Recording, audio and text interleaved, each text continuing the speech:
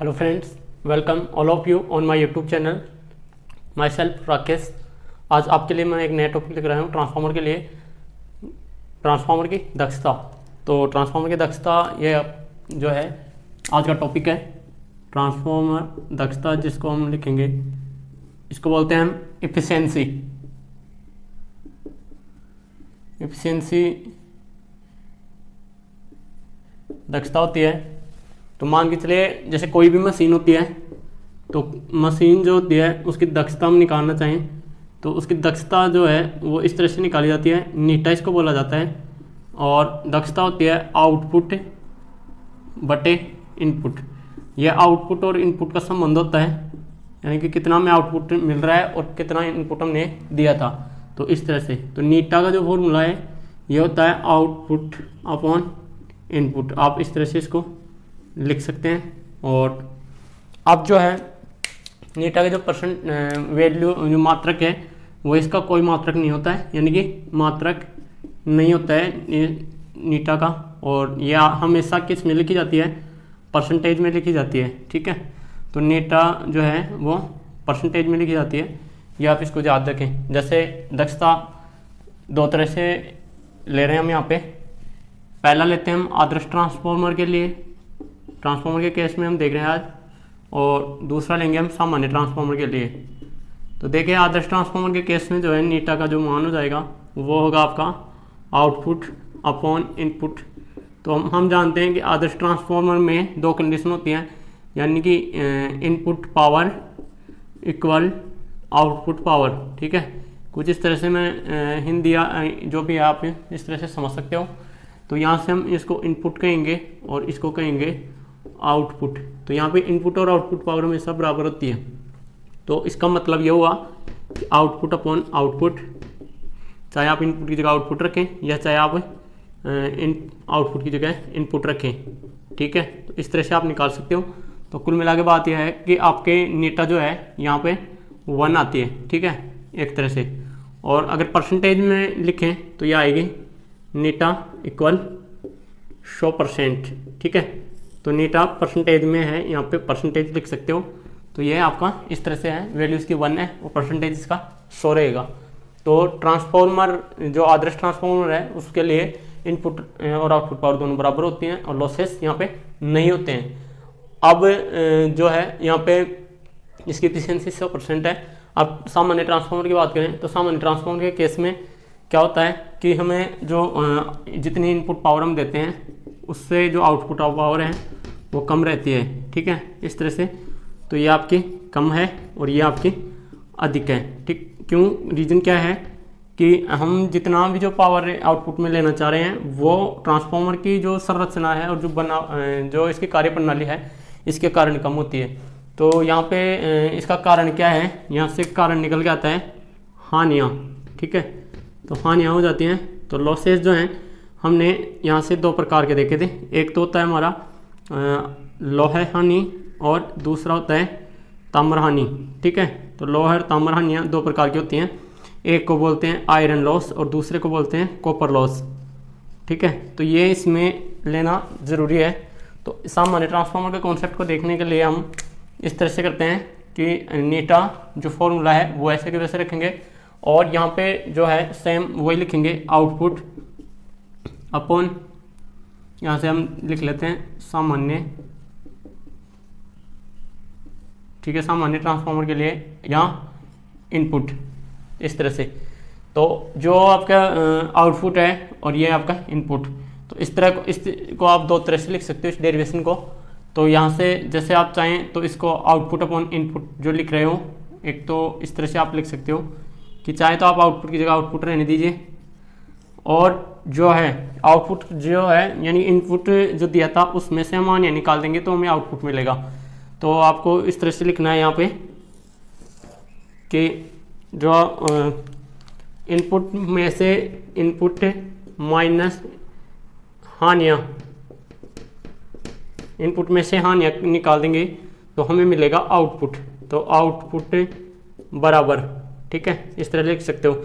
दूसरा आप ऐसे लिख सकते हो कि आउटपुट जो मिलेगा आपको, ठीक है, ये आउटपुट जो मिल रहा है उसमें हानियाँ जोड़ देते हैं हम तो हमें वापस जो है उसके बराबर में वापस इनपुट मिल जाएगा।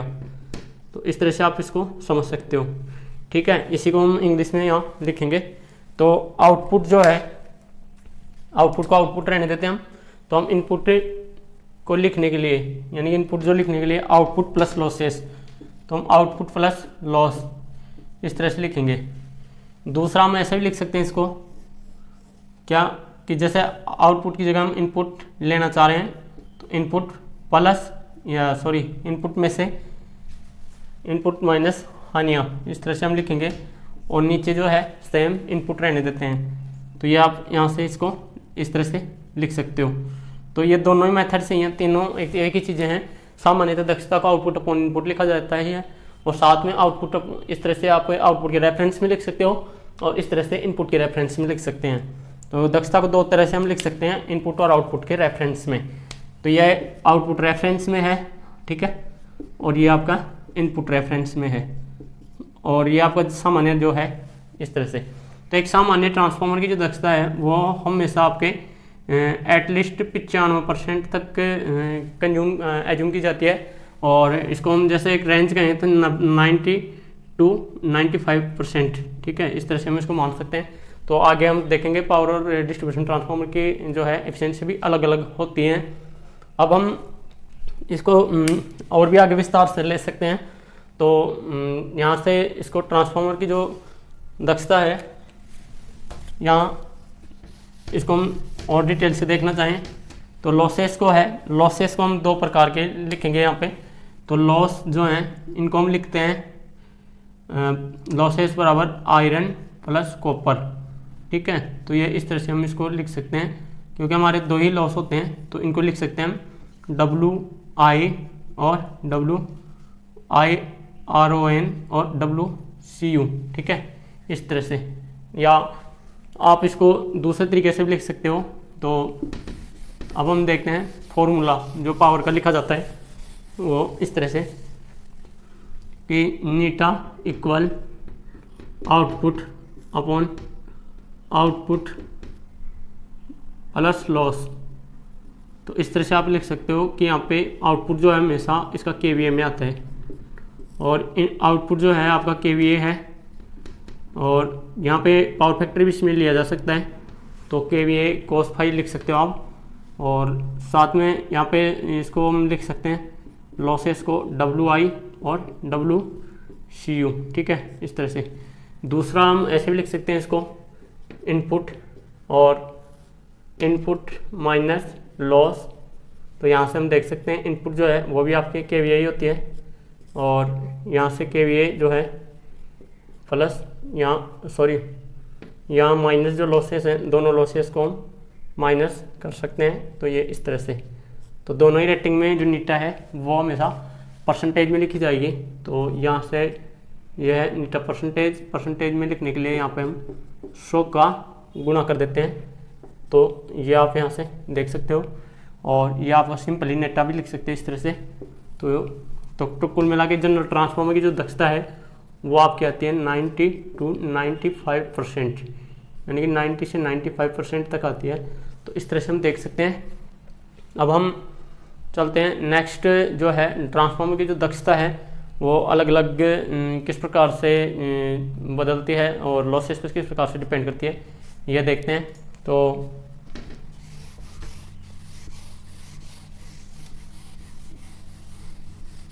दक्षता के प्रकार भी होते हैं, जैसे आपके इसी फॉर्मूले को हम रखना चाह रहे हैं। तो एक बार जो सामान्य दक्षता की बात करते हैं, तो सामान्य दक्षता तो यह है ही आपके सामने इस तरह से, और एक और होती है उच्चतम दक्षता।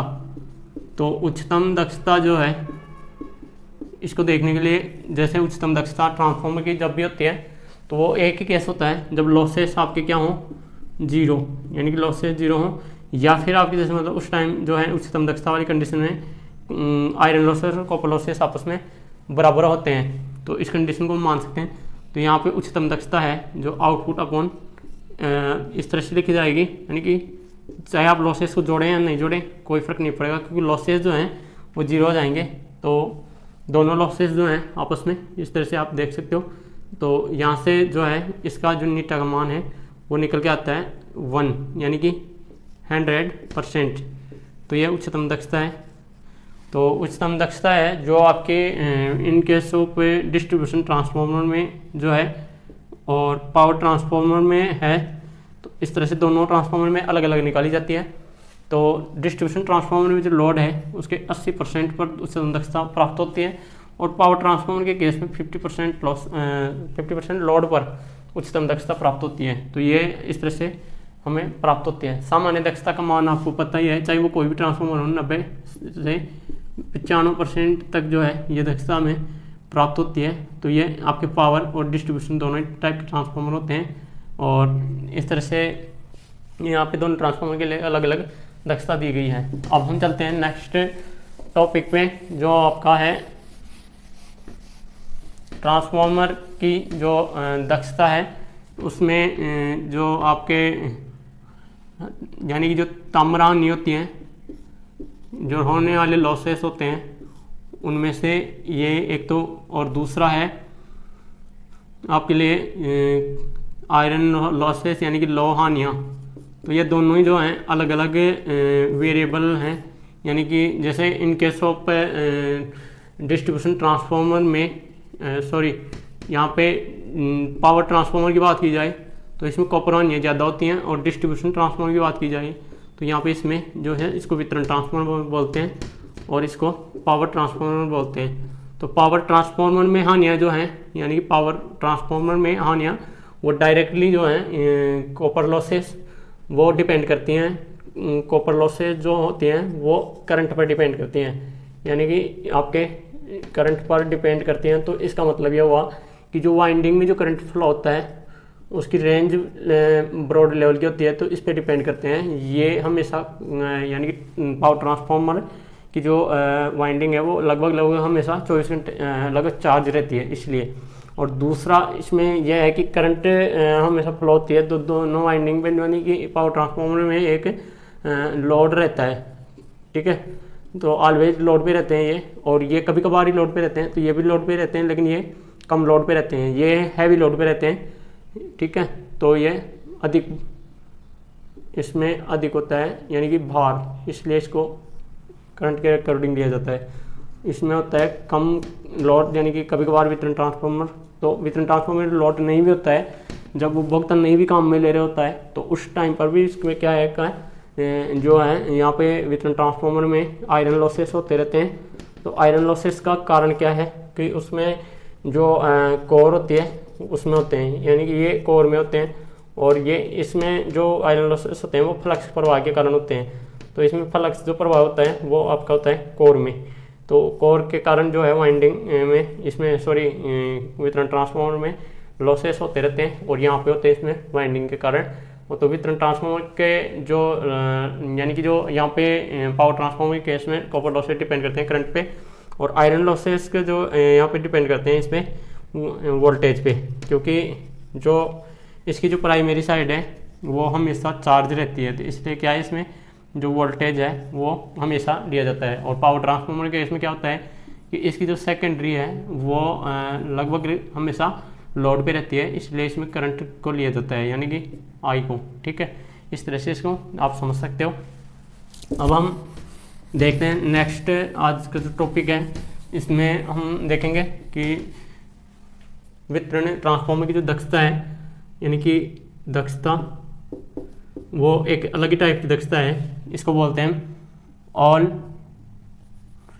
पूर्ण दिवस दक्षता, पूर्ण दिवस दक्षता। तो पूर्ण दिवस दक्षता को हम बोलते हैं all day efficiency. All day efficiency को कैसे निकाला जाता है तो वो भी आप समझ सकते हो। अब आपको हम इसमें दिखाएंगे ऑल डे एफिशिएंसी किस तरह से लिखी जाती है। तो ऑल डे एफिशिएंसी को देखने के लिए सेम वही है, नीटा हम लिखेंगे, और यहाँ पे KVA और KVA जो आउटपुट है वो वाला, और यहाँ पे साथ में यहाँ पे है KVA आउटपुट, तो प्लस इसमें आप लॉसेस कर सकते हो, ठीक है। तो यहाँ पे इन बस सिंपल सा है इन 24 आवर्स, और यहाँ पे भी आप लिख सकते हो इन 24 आवर्स की जो सेम है ये। तो 24 घंटे में जो दक्षता निकाली जाती है वो आपकी इसमें निकाली जाती है पूर्ण दिन दक्षता, और ये एक ही ट्रांसफार्मर के लिए लागू होती है। उस ट्रांसफार्मर का नाम है वितरण ट्रांसफार्मर। वितरण ट्रांसफार्मर में क्यों निकाली जाती है, इसका कारण क्या है कि जैसे ये वितरण ट्रांसफार्मर है तो मान लीजिए यहाँ से आपका डोमेस्टिक लोड है, यानी कि जो आपका इधर जो कंज्यूमर लोड है वो आपका नहीं भी हो, यानी ये एक कंडीशन तो ये है जब लोड नहीं है, और दूसरा आपका ये है कि जब ऑलरेडी लोड से कनेक्टेड है वाइंडिंग। तो इस तरह से हम देख सकते हैं। तो यहाँ से हम ये देखेंगे कि यहाँ पे वोल्टेज है जो Y1 है, यहाँ V2 अवेलेबल है। अभी जो इसमें करंट फ्लो हो रही है I2 है, तो यहाँ से हम जो है I1 यहाँ फ्लो हो रही है, I1 यहाँ फ्लो हो रही है, ठीक है, यहाँ V1 है। यहाँ पे I2 जो है अब एक कंडीशन में जीरो रहती है, एक कंडीशन में करंट फ्लो होती है, यानी कि इसको बोलते हैं नो लोड। इस कंडीशन को बोला जाता है नो लोड, ठीक है। तो नो लोड वाली कंडीशन में, और जो ऑन लोड ये होता है ऑन लोड। तो ऑन लोड और नो लोड कंडीशन में ये ट्रांसफार्मर काम करता है वितरण ट्रांसफार्मर। तो हमेशा जो इसकी जो प्राइमरी वाइंडिंग है ये वाली, दोनों ही केस में ये हमेशा चार्ज रहती है, 24 घंटे चार्ज रहती है क्या। तो इसीलिए क्या है कि इसको हम जो है यहाँ लॉसेस को काउंट करना जरूरी है, और साथ में ये एफिशिएंसी निकाली जाती है। तो ऑल डे एफिशिएंसी निकाली जाती है इसमें वितरण ट्रांसफार्मर में, ठीक है। तो नीटा 24 इसको लिखा जाता है 24 HRS, ये ऑल डे एफिशिएंसी निकाली जाती है वितरण ट्रांसफार्मर की। तो यहाँ पे वितरण ट्रांसफार्मर की दक्षता है वो लगभग 80% से अबव नहीं जाती है, ठीक है, 80% तक ही सीमित रहती है। और पावर ट्रांसफार्मर के केस में इससे भी ज़्यादा दक्षता जा सकती है।